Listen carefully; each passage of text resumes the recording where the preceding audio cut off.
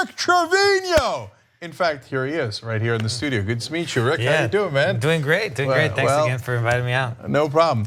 Well, Rick is running in Texas 23rd District. If you watched our primary coverage on that night, you heard a lot of our screaming going, here comes Rick Trevino from behind.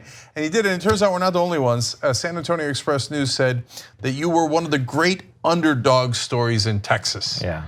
And you were indeed. So now there's a new twist to the story because now you're in the runoff. That's right. We'll get to that in a second. But for the folks who didn't see it on primary night, it was really, really exciting. There was 3 of you vying to get into that top 2. And tell us about the guy that you beat and that is not in the runoff. Sure. So I beat a gentleman by the name of Jay Hewlings. Nice guy, but he is a establishment candidate. He was backed up by the Castro brothers, both Julian and Joaquin. Very influential in Texas politics. Also, I mean, back in October, the guy, before he even had a bio on his page or issues on his page, he had the endorsement of like 80 House representatives. So he was the DC candidate, and you know, the DCCC backed him up, Bold Pack, you know, also the Blue Dog Pack. So he was a third way, you know, New Democratic Coalition. So he's that moderate, proud moderate, and he raised and spent upwards to $500,000, and me and this other lady named Judy Canales, who ran a fantastic race in the Winter Garden area and in the district. We both beat Jay, who spent really what it would take a teacher about 10 years of work to earn. So it really shows the accomplishment of what we've done, and that grassroots politics is really alive and well in the United States. So Rick, he spent $500,000, but what did you spend? A little less than like maybe $480,000 or $450,000. How much did you spend? So I spent actually up until the primary about $22,000. So that equates to about $2.64 a vote, and Jay was spending upwards of close to $60 a vote, and then the winner, Gina Jones, she spent 10 times as much as me, about $20 a vote. Yeah. Well, at least some consultants were very happy down in Texas. So. Well, that's the thing. I think what you saw it also in the Texas 21st District as well. You see the DCCC really fleece these candidates, and whether they win or lose, they got paid.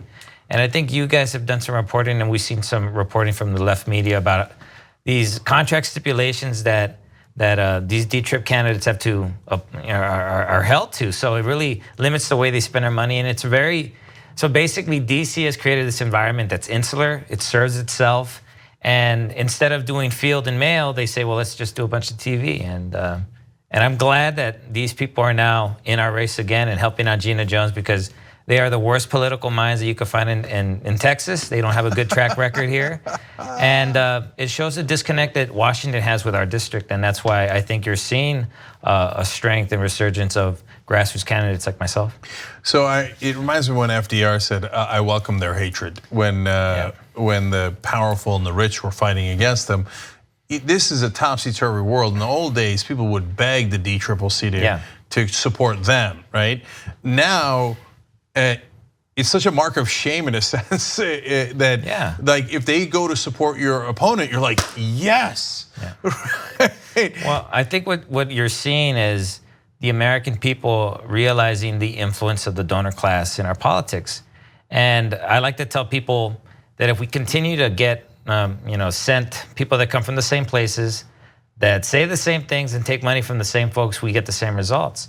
And the proof of that representation is our lives. The donor class they're basically the ones that handpick these candidates, and that representation has led to the society that we're living in, which really doesn't work for working class people. So some candidates might actually like the fact that they're backed up by the DCCC, but they're so out of touch with what's going on, because the D-Trip, Emily's List, they are establishment candidates. Yes, they are socially progressive, but when it comes to economics and finance, they're as centrist and hard right as you could get. I mean, really, you have one party in this country. It's a business party.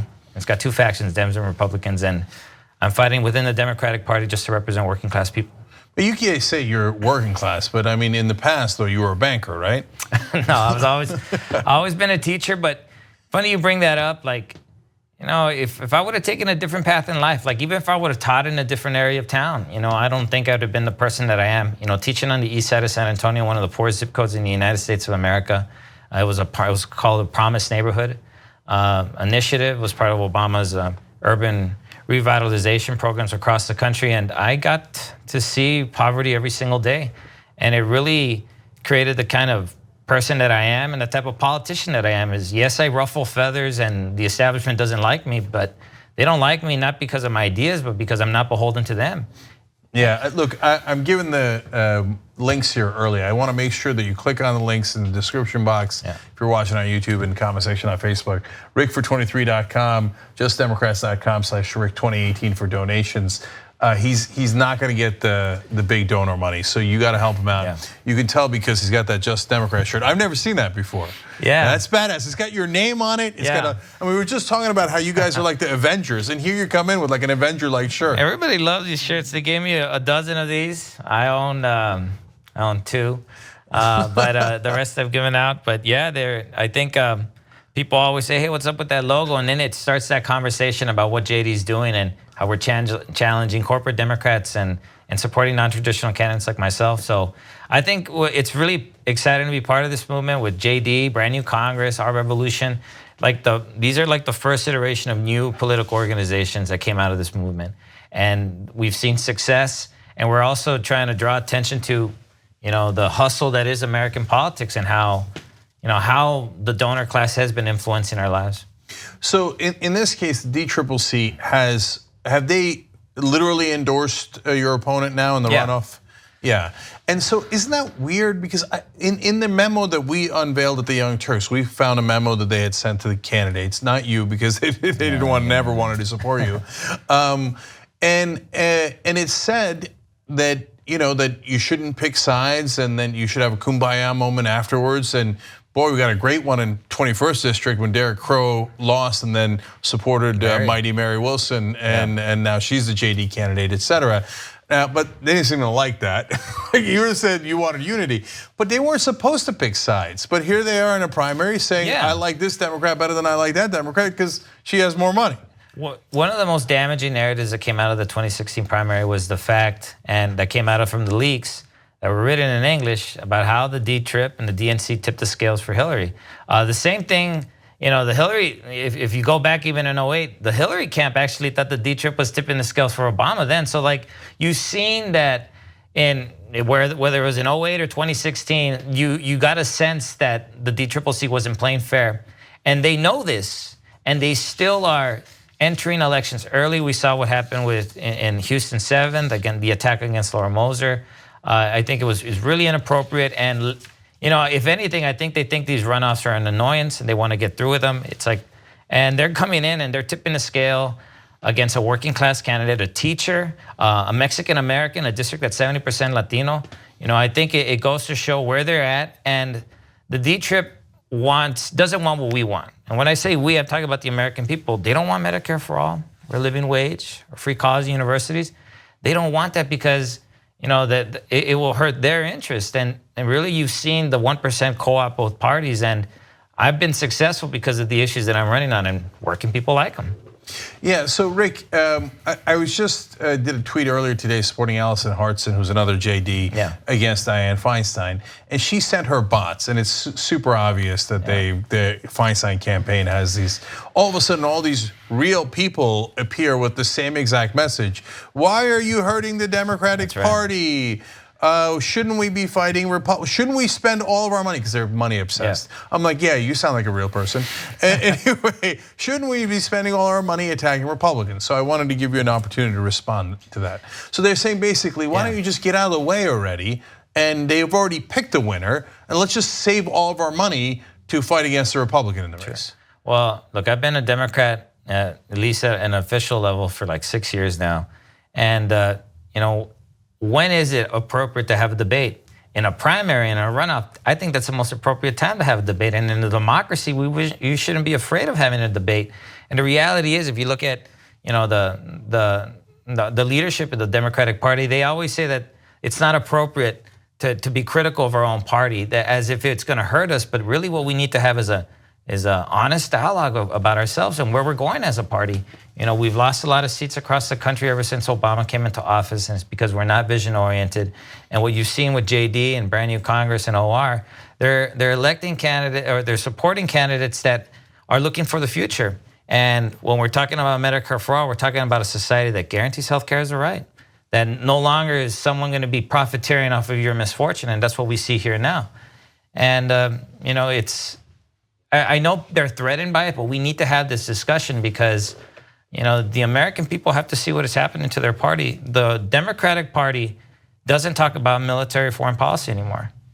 I have yet to be asked one question on this, and I don't think the media has done a good job vetting me or my opponents about where we stand on the Iran nuclear deal, our relationship with Saudi Arabia and Yemen, drones, the leaks that came out of the drone papers, Jeremy Scahill, the assassination complex. Some of those stories, they really troubled me, and I saw a Democratic Party that was there railing against the Bush administration when this happened. And now, because Obama embraced it and expanded those things, we're silent on them. We need to make sure that we're not only just sending Democrats and working class Democrats, but Democrats that are going to say no to war. And it really does hurt me to see so many jobs in my district rely on that complex. And I want to move to a moral type of economy and a society that is trying to create peace. I just think that that's what's missing in our dialogue right now. You talked about Dianne Feinstein, and I'm not surprised that she has all those bots, seeing how she knows everything that the NSA is doing, and you know what I mean. It goes to show how politically vulnerable the American people are right now. I think with that hack of Cambridge Analytics, we got to see what these institutions now are doing to manipulate the American people, keep them away from the issues that they really care about. And all we're talking about is Stormy Daniels or the chaos in the Trump White House, but we're not talking about the real problems in my district, which is the healthcare, which is the infrastructure. And in my district, all we ever talk about is the border. And now Trump is going to send the military to my district, insinuating that it's like a war zone, that it needs to be protected like that. And I mean, we need to have candidates that talk about real issues and then put the focus of the American people on the stuff that really matters and not this drama in DC. Right. Well, when you have a hammer, everything looks like a nail, right? Yeah. So their answer for everything, and I think why they like your opponent is, oh, we'll pretend it's about the jobs in your district, but it's really about the money that's coming in from the military-industrial complex. Sure. Giant donor checks to Democratic Party over and over again. And if we don't recapture the Democratic Party, what's the point of beating the Republicans? If they're going to vote the same way anyway on all the financial issues and all the things that affect our lives, the wages, et cetera, then there's no point at all. So last thing for you, Rick. So she does have a serious financial advantage. Yeah. Now she's got Washington backing her and all that. I'm sure they'll bring in some endorsements for her and et cetera. So how are you going to beat her? So in terms of financial numbers, she released today that she raised $700,000 in this first quarter, which is a disgusting amount of money. It really is. I mean, think about what all that money could be used for, and what it's going to be used for is paying consultants to make slick videos and then send dozens and dozens of mailers to people. So it's a really passive campaign. The way they interact with the electorate is going to be, very passive and not personal. And I need a personal touch. So the way I'm going to win is to first concentrate on the areas where the voting base is active. That's in South Texas right now. There's a lot of countywide elections in that district. Also, there are some real advantages to me in this race. I am the only Mexican American in the race, so I could compete in the district the way she can, and that's bilingual. I lived on the border all my life, over 20 years. My mother's from Nuevo Laredo, Mexico. I have family on the border. I have family in Eagle Pass. So I understand the culture, so I'm going to be able to campaign and interact with the district in a political sense that she can't. And also, runoffs aren't primaries. I mean, not the same amount of voters come out. And what I've seen from this movement, the Bernie movement, is that we have a motivated voting base. And we know what's on the line, and that's why they were supporting me. Not just because they weren't looking for numbers and money to support the candidate, they were looking for ideas. So I know that on May 22nd, that they're gonna be there again. So you guys could help out by donating, signing up to volunteer, making phone calls. But we have a candidate that's well-financed, and a candidate like me gets help when working people from across the country chip in a bit. Rick, I got your nickname. What is it? Giant Slayer Rick Trevino. Okay, yeah, I like that one, man. Because look, you already took down Jay Hullings. He spent $400,000, and he's already gone. Now your next opponent's got $700,000 in just one quarter. But here comes Rick Trevino. And then finally, we take down the Republican. Go him down. 3 for 3. Rick Trevino, winner of the Battle Royale in the 23rd District. How great would it be to say that on election night? Oh, it's going to be nice. All right, Giant Slayer, go get him. Thank you, man. Thank you. All right, everybody go to the links. Go help Rick.